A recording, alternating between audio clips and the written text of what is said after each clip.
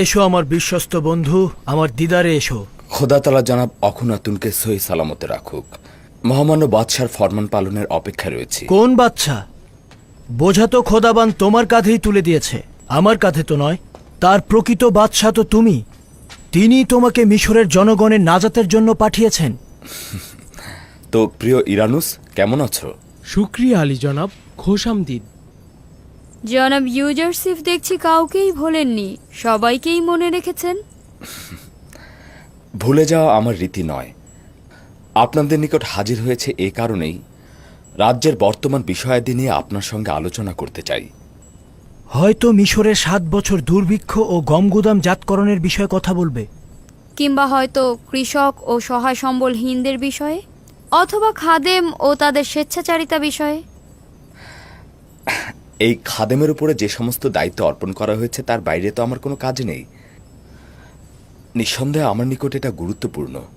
অন্য সময়ের জন্য মিশরের অব্যাহত কাজগুলো বাকি থাকুক। আজ এক ভিন্ন খোয়াব দেখেছি তোমার জন্য আমি। কিন্তু গুদাম তৈরি এবং গম গুদামজাতকরণ এবং ইবাদতখানার খাদেমদের চক্রান্ত বিষয়ে আমার কিছু বলার ছিল। আমার বিশ্বাস তোমার মন্ত্রণালয় সম্পর্কে যেমন অভিজ্ঞতা আছে, তদ্রূপ খাদেম ও তাদের চক্রান্তের ব্যাপারেও। পরবর্তীতে এইসব বিষয়ে কথা বলবো। আপনি বরং আমুন ও তার খাদেমদের বিষয়ে পরিকল্পনা করুন, আর আমরা আপনার জন্য পরিকল্পনা করছি। শুধু শুধু চিন্তা করে মাথা ভারী করবেন না। আমরা সিদ্ধান্ত নিয়েছি তোমার এই একাকিত্ব ও চিরকুমারত্বের অবসান ঘটাবো। তার মানে আসল কথা হচ্ছে এই, আমি এখন পর্যন্ত আমার বিয়ে নিয়ে কিছু ভাবিনি। আমি তোমার কাছে প্রস্তাব করছি, এখন থেকে তুমি এই বিষয় নিয়ে ভাবা শুরু করবে। একাত্মবাদী খোদার ইবাদতকারী আতুনের ইবাদতখানার মহান খাদেম কনুসাসের এক সুন্দরী কন্যা রয়েছে, তার নাম ওয়াসানাত। তাহলে বান্দাকে মেনফিস থেকে তলব করার এই কারণ। আপনি আজই মহান খাদেম জনাব কনুসাসের নিকট যাবেন এবং তার কন্যাটিকে একবার দেখে আসবেন। এত তাড়াহুড়া করে?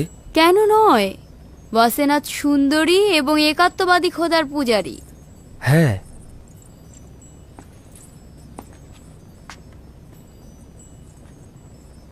তোমার যত দ্রুত সম্ভব বিবাহ করা উচিত।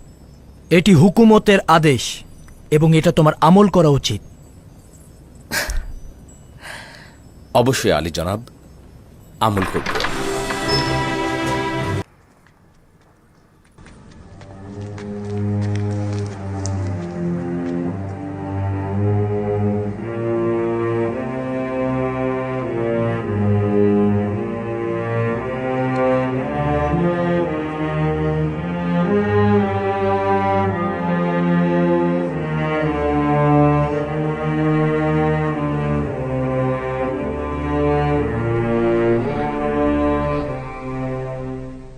আমি বৃদ্ধ এবং অসহায় হয়ে গিয়েছি, তাই না?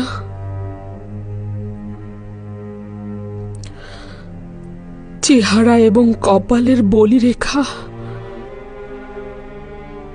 কুৎসিত দেখাচ্ছে, তাই না?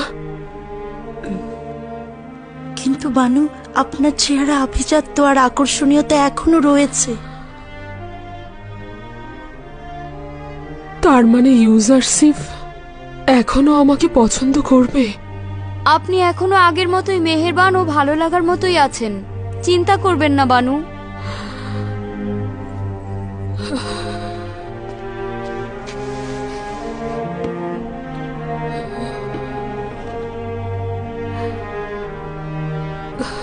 না, ইউজারসিফ অত্যন্ত সুদর্শন জওয়ান।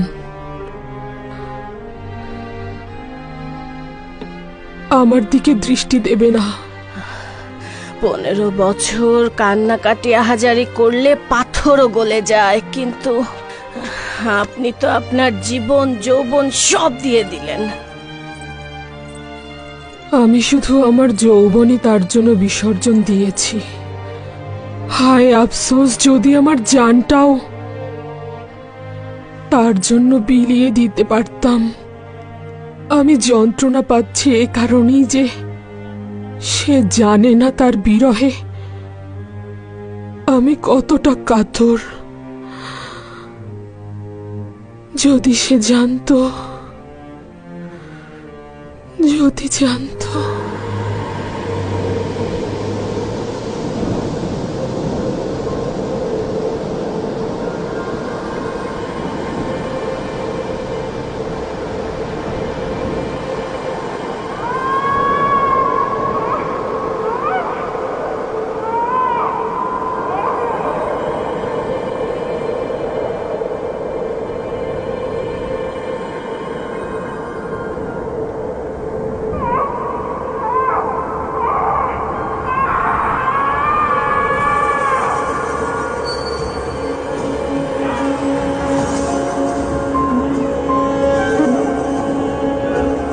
তুমি কে,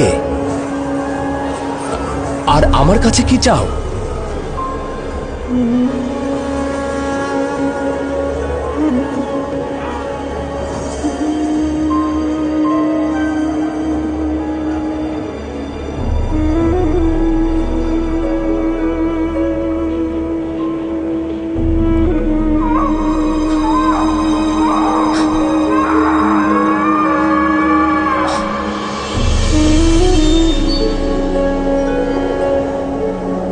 এই নারী কে ছিল?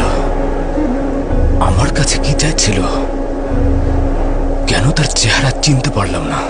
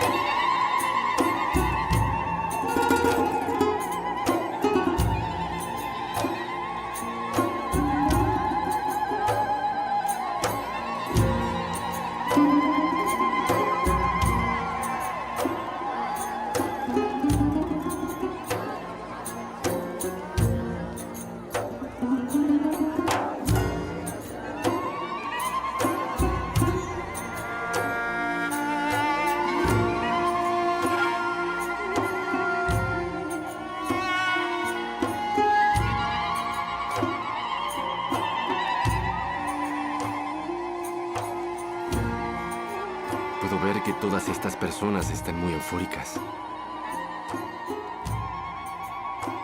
Este es un gran día, Yuzarsif. Un gran día para el Imperio.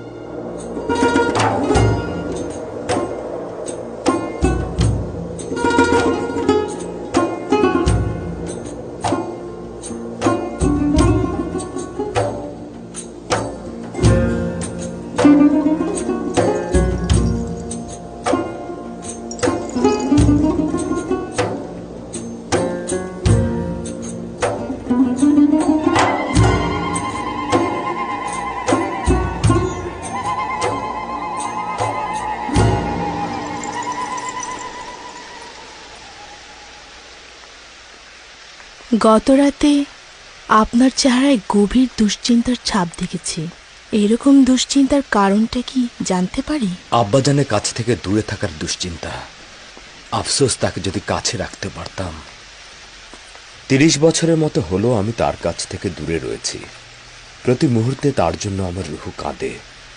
উনি কোথায় আছেন? কেন তার দিদারে যাচ্ছেন না?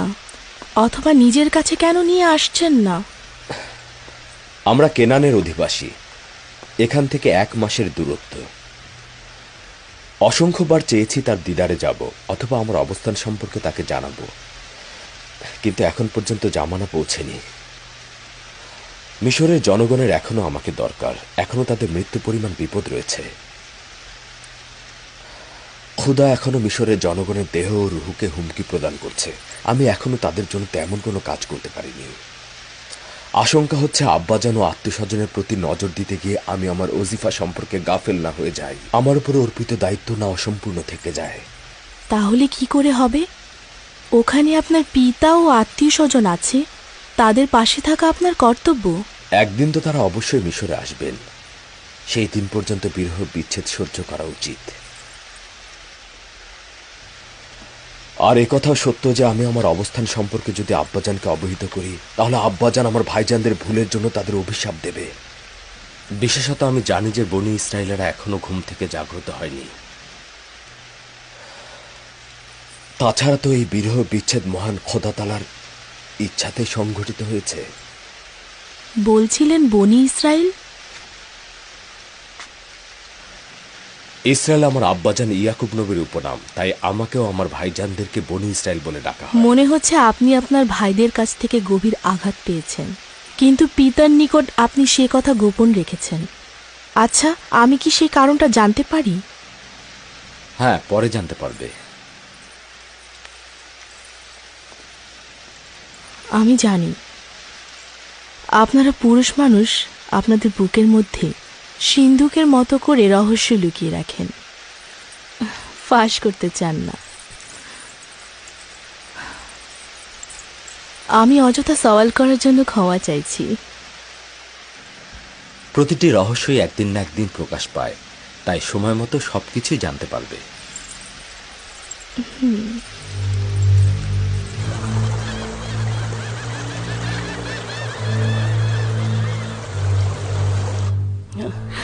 কয়েক বছর আগে আপনাকে বলেছিলাম ইবাদত খানার একজন জাদুকর ভবিষ্যৎবাণী করেছে ইউজাসিফ আপনার ঈমানকে বিপদে ফেলে দেবে। ইউজাসিফকে ভুলে যান, ভুলে যান। এটি আপনাকে অসংখ্যবার বলেছি, কিন্তু আপনি আমার কথা পাত্তা দেননি। আমার কথা শোনেননি। নিজের জিন্দেগি ইউজাসিফের জন্য অযথা ব্যয় করছেন। আপনি এখনই এই ধ্বংসাত্মক ইশক থেকে মুক্ত হয়ে যান। ইউজাসিফকে ভুলে যান, নিজের চিন্তা করুন। আমার জুলেখা, নিজের দিকে লক্ষ্য রাখুন, নিজের দিকে।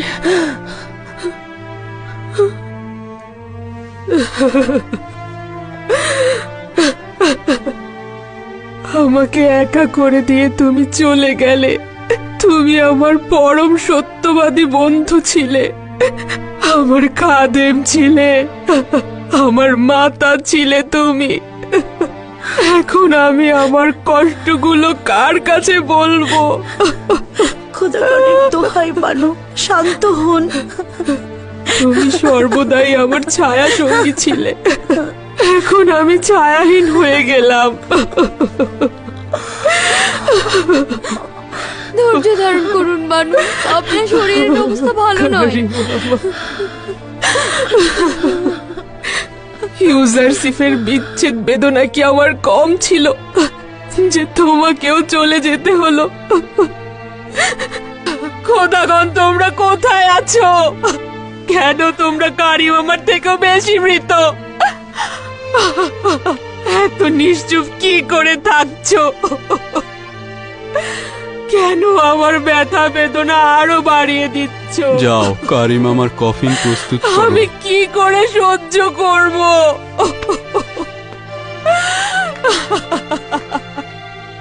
সে সব সময় আমার হেফাজত করত। আমি ঘুমিয়ে থাকতাম, সে আমার শিওরে দাঁড়িয়ে থাকতো। ঘুমাও কারি মামা, জুলেখার অপমান আর শুনতে হবে না তোমাকে। জুলেখার ব্যথা বেদনাগুলো আর হজম করতে হবে না।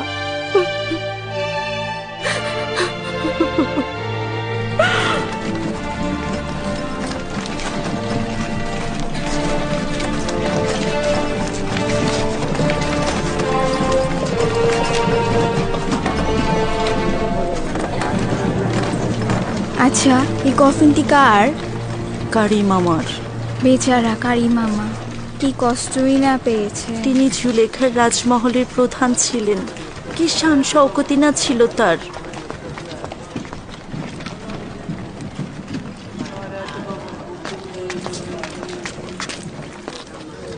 তার মানে রাজমহলে কেউ নেই? তা বলতে পারবো না, তবে দারুণ সুযোগ। এই সুযোগ কাজে লাগাতে হবে। চল চল।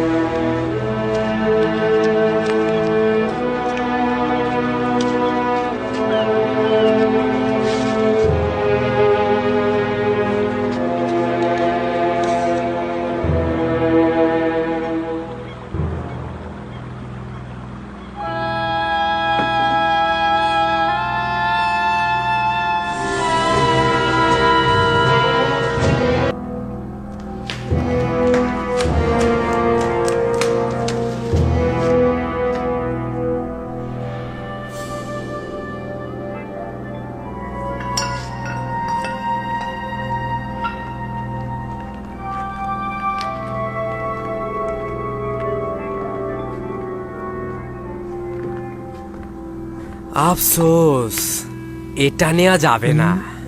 পারবো না।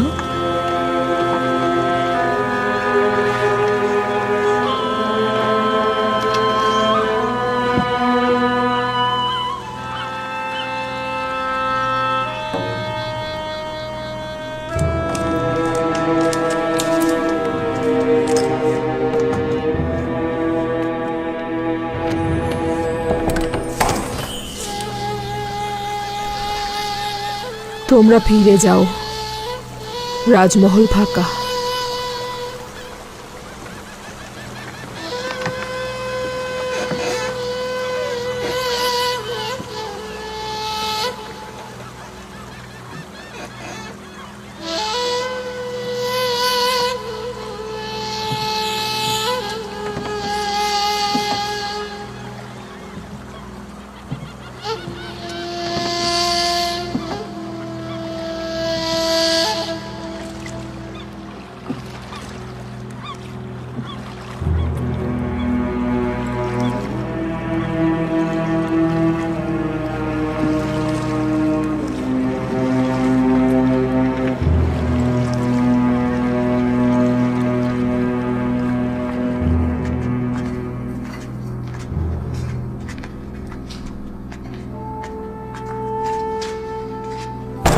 আরে কি হলো?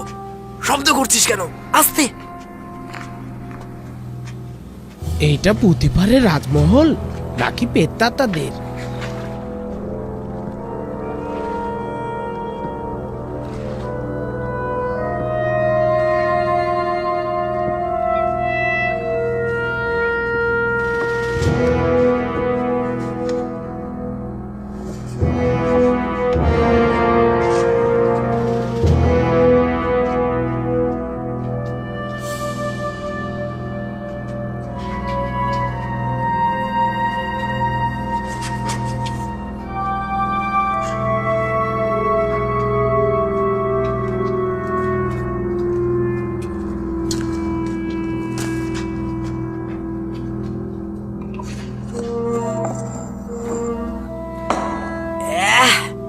খালি মাকড়সার জাল আর মাকড়সার জাল।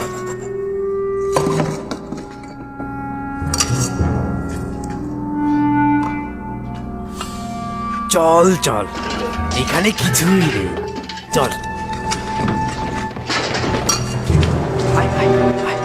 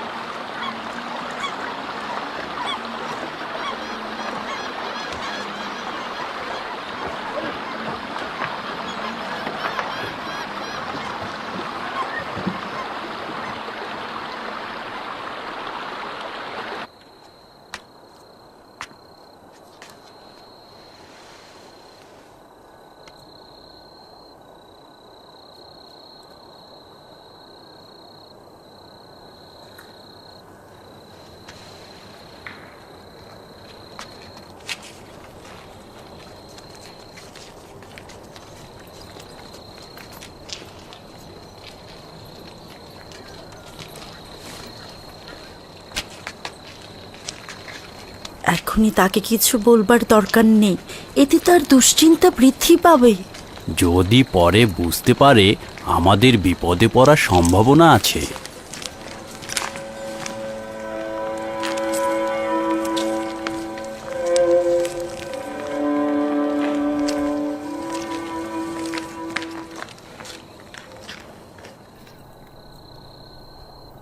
কি হয়েছে? এখানে কেন দাঁড়িয়ে আছো? আপনার জন্য একটা খারাপ খবর আছে বানু। মানে একটা খারাপ ঘটনা ঘটেছে। রাজমহলে চুরি হয়েছে আমার বানু।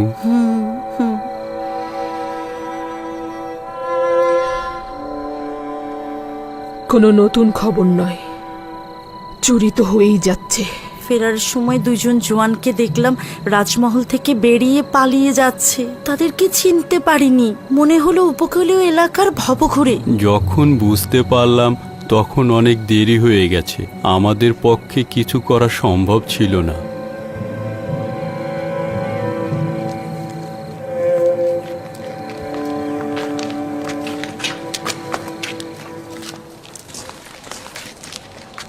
আমাদের একজনের উচিত ছিল রাজমহলে থাকা। হ্যাঁ, এই জায়গাটা খালি রাখা একদম উচিত হয়নি।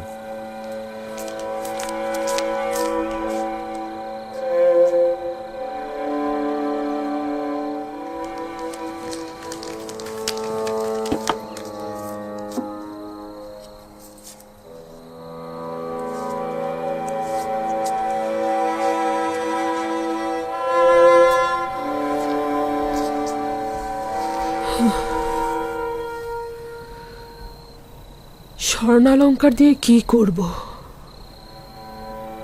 নিজেকে কার জন্য সজ্জিত করব? ইউজারশিপের জন্য?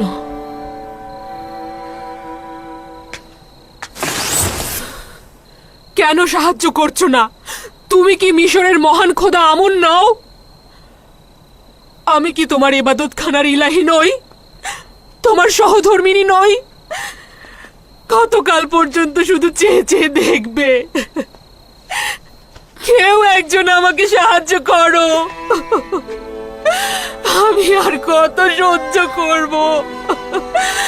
ইউজারশিপের বিরহ বেদনা, কারিম আমার মৃত্যুর শোক, আমার জাহানের আধিপত্য চলে যাওয়া, রাজমহলের সবকিছু চুরি হওয়া, আর কত সহ্য করতে হবে আমাকে বলো। আমাকে কেন সাহায্য করছো না?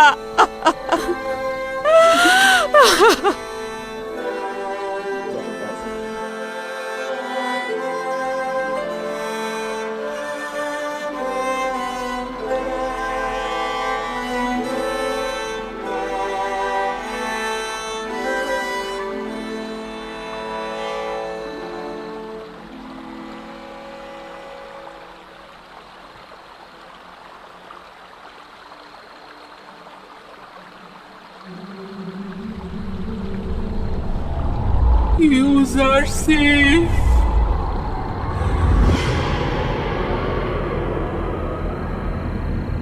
আমাকে সাহায্য করো, সাহায্য করো।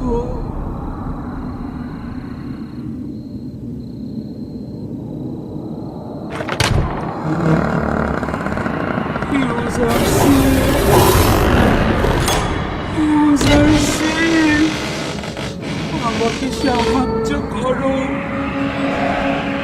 সাহায্য করো। তোমার নাম কি? কেন কথা বলছো না?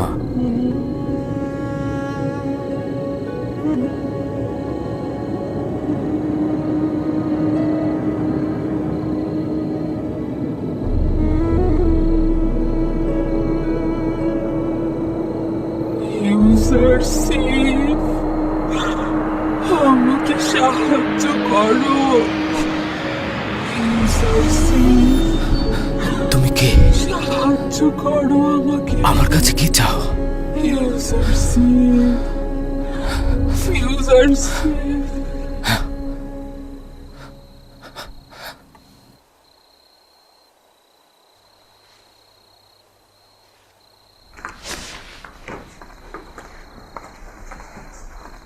কি হয়েছে খোদার নবী?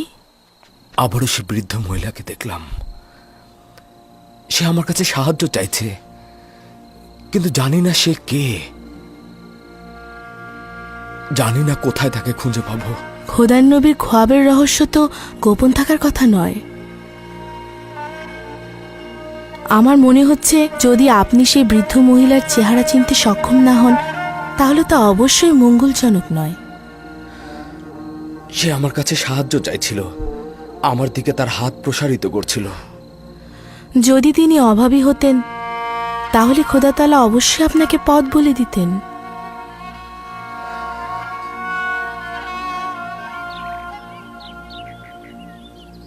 এই অভাবী কে?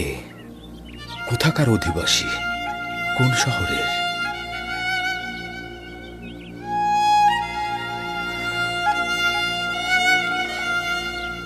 তার সন্ধানে আমাকে কোথায় যাওয়া উচিত?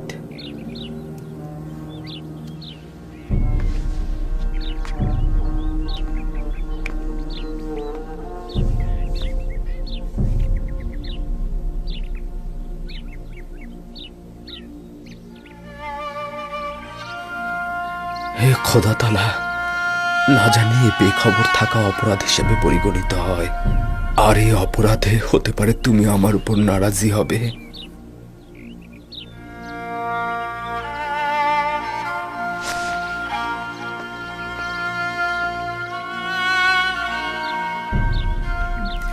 বানু, আমি ওনাকে যে কয়দিন ধরে দেখছি কখনো তৃপ্তি সহকারে খাবার খেতে দেখলাম না। হয়তো ভাবছেন এই শহরে তার থেকে অধিক কেউ ক্ষুধার্ত রয়েছেন। তাদের কথা চিন্তা করেই হয়তো তৃপ্তি সহকারে খাচ্ছেন না।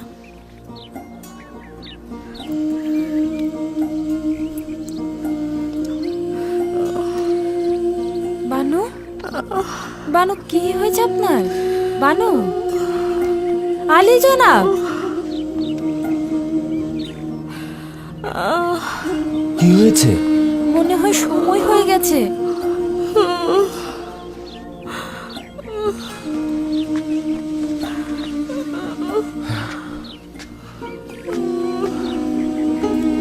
আলী জনাব, ধাত্রীকে খবর পাঠান। আসুন বানু, আসুন। এই তো আর একটু।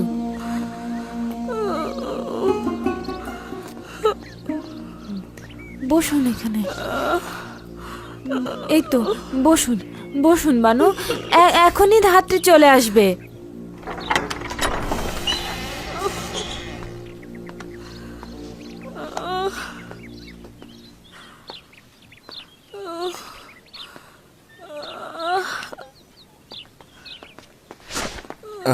মালিককে ধাত্রীর খোঁজে পাঠিয়েছি আমি। ওয়াসেনাদের এখন অবস্থা কেমন? ব্যথায় একেবারে কুকড়ে যাচ্ছে। এখনই ধাত্রী চলে আসবে। তুমি এক কাজ করো, কিছু গরম পানির ব্যবস্থা করো।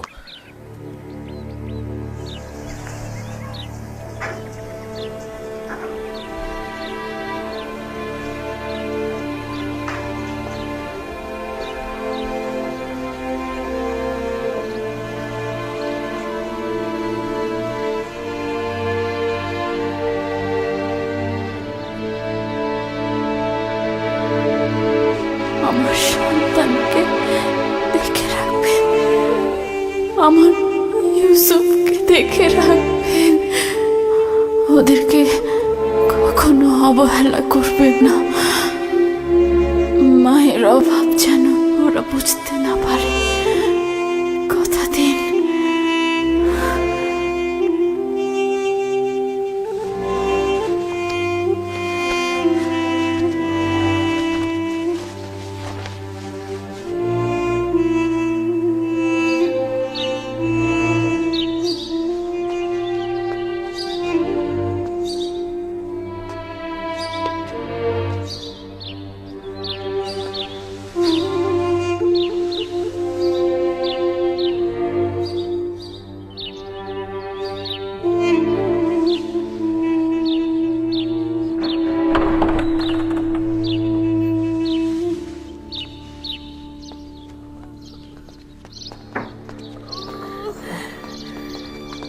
দরুদ আজ যে মিশর হাকিম ইউজারসিফ। খোদাবন্দের দরুদ আপনার উপরে। হ্যাঁ, চিন্তা করবেন না, আমার উপরে বিশ্বাস রাখুন।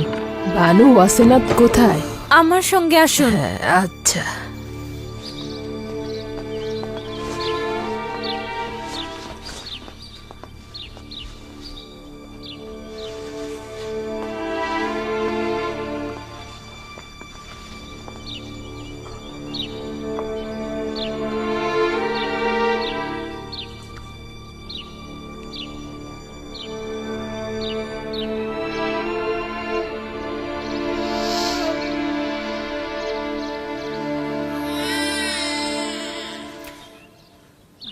আলী জনাব, আপনি কন্যা সন্তানের জনক হয়েছেন।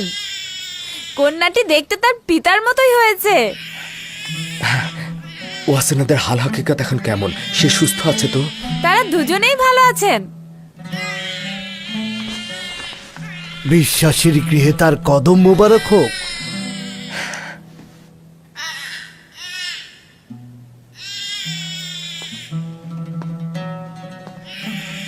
জনাব ইউজারসিফ, বেশ কয়েকবার আপনার গলার এই মুহূর্তটার দিকে লক্ষ্য করছি। আপনি এটা স্পর্শ করে প্রশান্তি অনুভব করছেন। এটা আসলে কি?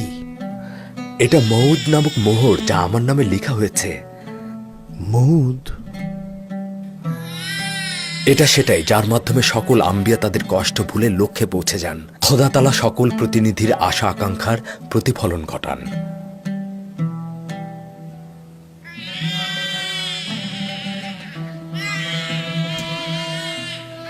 আফসোস, যদি আব্বাজান থাকতো, আমার প্রথম সন্তান তার দোয়া পেত।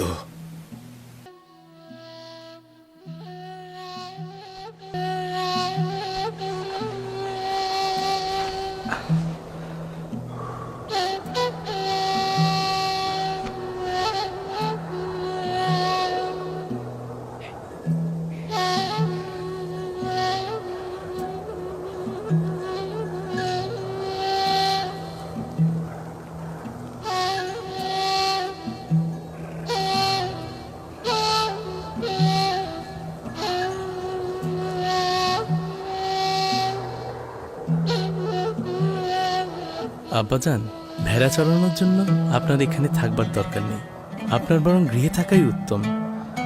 মরু অঞ্চল, প্রচন্ড গরম। আপনার কষ্ট হচ্ছে না আব্বাজান? না পুত্র আমার, খোদা তাআলার সৃষ্টির অপরূপ সৌন্দর্য এবং প্রকৃতির এই লাবণ্য আমার কষ্টকে উপশম করে দেয়। আজ আপনাকে খুব আনন্দিত দেখাচ্ছে। হ্যাঁ আমার পুত্র, তবে জানি না আমি কেন।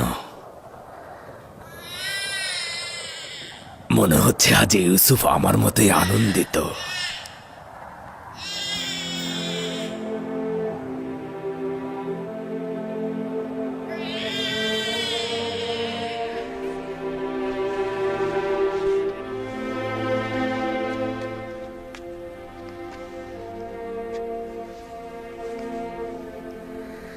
খোশ আমদেদ আমার প্রিয় কন্যা, আমি তোমাকে মালাসে বলে ডাকবো, যার অর্থ ভুলে থাকা।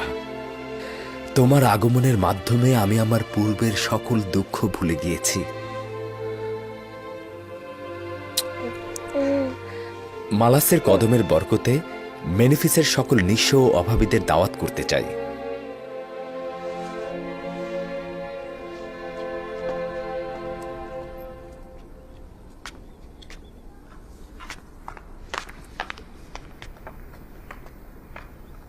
তমা, আমি তিয়ামেনি বানু।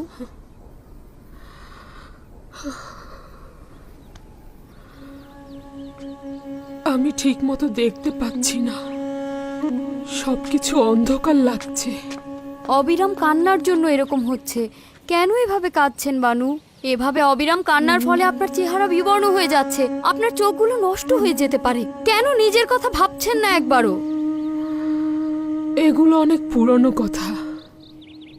কান্না আমার মানসিক ক্ষতের উপশম। যদি কান্না না করি, দিওয়ানা হয়ে যাব। কি হলো? আবার কোথায় যাচ্ছেন বানু?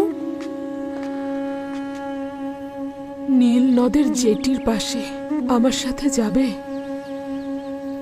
রুদামুনের কাছে ইউজারসিফের খবর জানবো।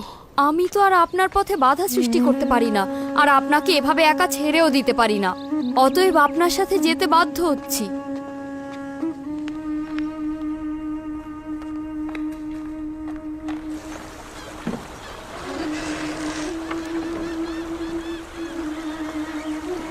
দরুদ বানু জুলেখা। তুমি কি বলতে পারো রুদামুনকে কোথায় পাওয়া যাবে?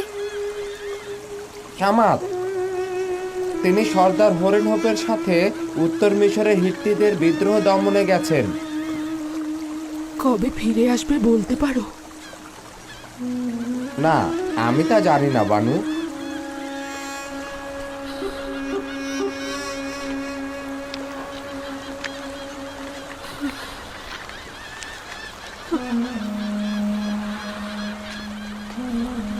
বানু, এখান থেকে উঠে পড়ুন। এভাবে বসে থাকা ঠিক হচ্ছে না। আপনাকে এখানে তো সবাই চেনে। আমার সম্মানহানির ভয় পাচ্ছ?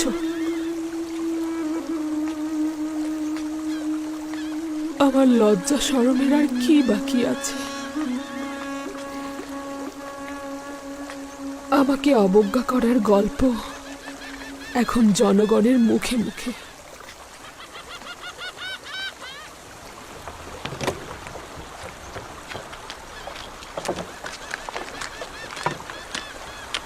জুলেখা ইউজারশিপের প্রেমে দিশেহারা হয়ে দেওয়ানা হয়েছে। যদি ইউজারশিপের কোনো খবর তাকে দেই, তাহলে ভালো পুরস্কারও পাওয়া যাবে। তাহলে চোখ কান খোলা রাখবো। ইউজারশিপের তেবসে আসার খবর জানলেই তাকে খবর দেব।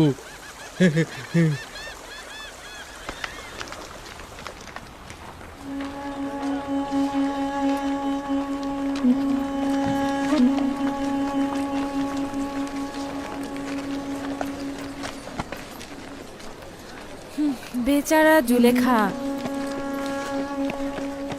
কেউ কি বিশ্বাস করবে মিশরের একসময় সেরা সুন্দরী আজ এই অবস্থা? ইউজারশিপের প্রতি ইশকেই তার এই অবস্থা। আচ্ছা, সে কি জানে ইউজারশিপ বিবাহ করেছে? চুপ, আশা করি যেন কখনোই না জানতে পারি। এই মানসিক যন্ত্রণা সে সহ্য করতে পারবে না। আমার মনে হয় জানে, আর সে কারণেই তার এই অবস্থা।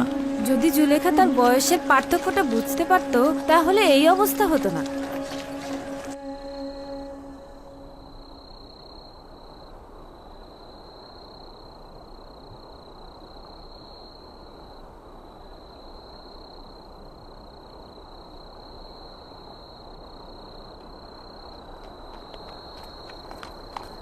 সঠিকভাবে দাঁড়াও, প্রস্তুত থাকো।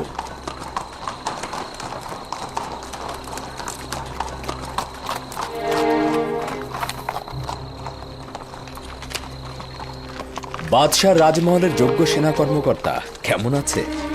শুক্রিয়া আলী জনাব। আমার সঙ্গে এসো।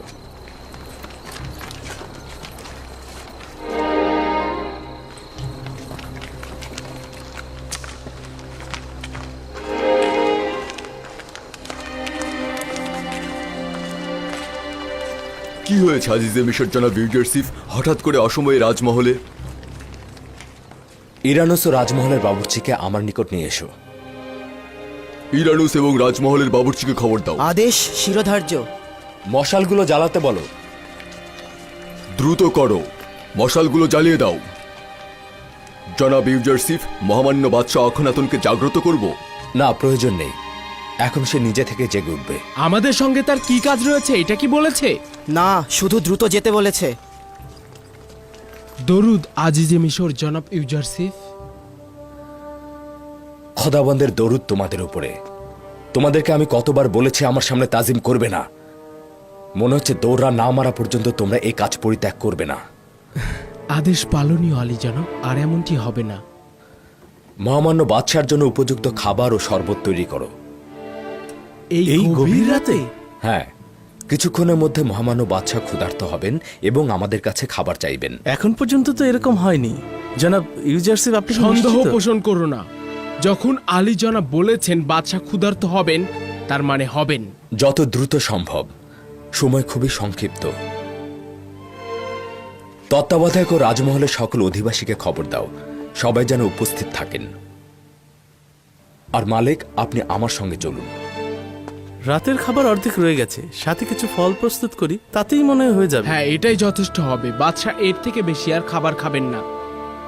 এইটার অর্থ হচ্ছে বাদশার জরুরি তলব।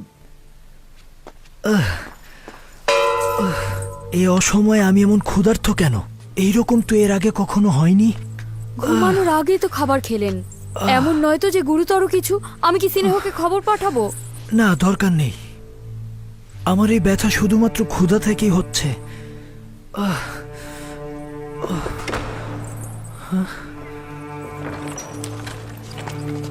দরুদ মিশরের মহামান্য বাদশাহ ও বানু নিফারতিতি।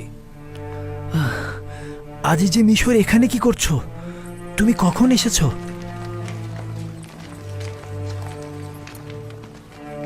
মহামান্য বাদশাহ নিশ্চয় ক্ষুধার্ত। খাবার কিছু আছে, ক্ষুধার জ্বালায় মরে যাচ্ছি।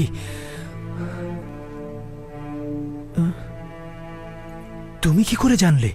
আজ রাত থেকেই দুর্ভিক্ষে সেই 7 বছর শুরু হতে চলেছে, আর সেটা প্রথম মহামান্য বাদশার ক্ষুধার নিশানার মধ্য দিয়ে শুরু হতে যাচ্ছে। আপনি কোথা থেকে জানতে পারলেন? আপনি তো মেনফিসের অবস্থা দেখতে গিয়েছিলেন। মেনফিস থেকে তেবসের এত দীর্ঘ রাস্তা কি করে আসলেন? এসব আমি পরে খুলে বলবো। মহামান্য বাদশাহ কি খাবার খেতে ইচ্ছুক নন? তোমার কাছে দেখি কোনো কিছুই গোপন নয়, সবকিছু আগেই ভেবে রেখেছো।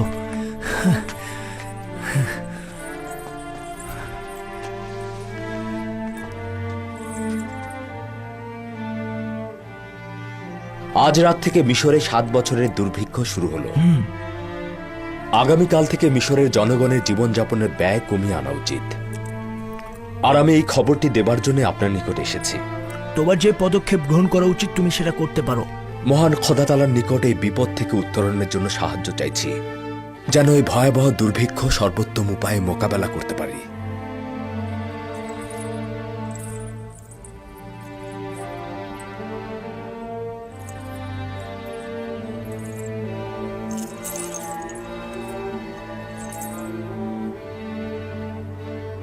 জনাব ইউজারসিফ বড়ই আজীব। আমার তো বেশ ক্ষুধা লেগেছে। তার মানে আমরা যেভাবে ক্ষুধা অনুভব করছি, জনগণের অবস্থাও কি তাই হবে? শুরু হয়েছে, এটা জনগণ কিভাবে জানবে? জনগণ তার নিজে থেকে বুঝতে পারবে। মাটি ফেটে চৌচির হয়ে যাবে, আসমান কৃপণতা করবে, বৃষ্টি হবে না, ফসল উৎপাদন ব্যাহত হবে। আর এগুলোই হলো দুর্ভিক্ষের নিশানা। যে সকল কৃষক গম হস্তান্তর করতে আসবে তাদেরকে বলবে শুধু খাবারের জন্য গম সংরক্ষণ রাখতে, কৃষিকাজের জন্য বীজ সংরক্ষণের প্রয়োজন নেই এখন। সকল শহরে এটা ঘোষণা করে দাও যে এবছর বৃষ্টি হবে না, সে কারণে কোনো চাষাবাদও হবে না, সুতরাং মাটিতে বীজ ছিটিয়ে কোনো লাভ হবে না। আর আমাদের প্রতিনিধিদেরকে জানিয়ে দেবে প্রতিটি শহরের ধনী ও গরিবের সংখ্যা সঠিকভাবে হিসেব করে বের করতে এদের হিস্যে একরকম হবে না। আর আমাদের এটা অবশ্যই পূর্বে নির্ধারণ করতে হবে দুর্ভিক্ষের সময় কে কতটা পরিমাণ গম পাবে এবং কি মূল্যে তাদেরকে গম বিতরণ করা হবে।